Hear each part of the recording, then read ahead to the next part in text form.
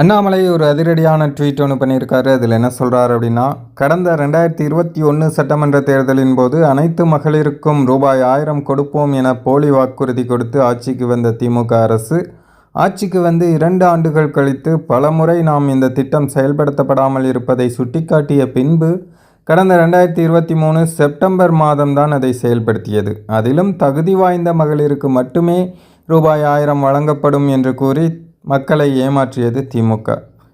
இதனால் தமிழக பெண்கள் திமுக அரசின் மீது கடும் அதிருப்தியில் இருக்கிறார்கள்.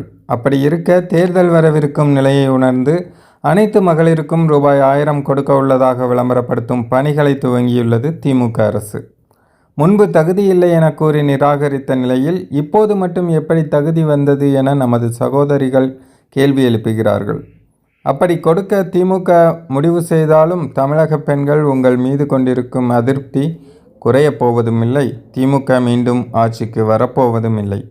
அப்படி உண்மையில் திமுக மனம் திருந்தி பெண்களுக்கு உதவித்தொகை வழங்க விரும்பினால் நீங்கள் ஆட்சிக்கு வந்ததிலிருந்து விடுபட்ட 50 மாத நிலுவைத் தொகையான 50,000 ரூபாயை முதலில் வழங்க வேண்டும். அதுதான் திமுக அரசால் ஏமாற்றப்பட்ட மக்களுக்கு கிடைக்கும் நியாயமாக அமையும் அப்படின்னு சொல்லி அண்ணாமலை ஒரு அதிரடியான போஸ்ட் பண்ணியிருக்காரு. கூடவே ஒரு வீடியோவையும் ஷேர் பண்ணியிருக்காரு. அந்த வீடியோவில் அந்த பெண்மணி என்ன சொல்கிறாங்க அப்படிங்கிறத நீங்களே கேளுங்க.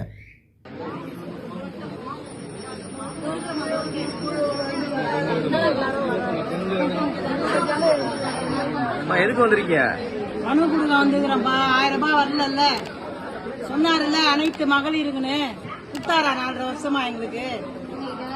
என் வீட்டுக்காரன் வரி கட்டினாருன்னா நான் வரி கட்டுறேன்னா தரணும்லாம்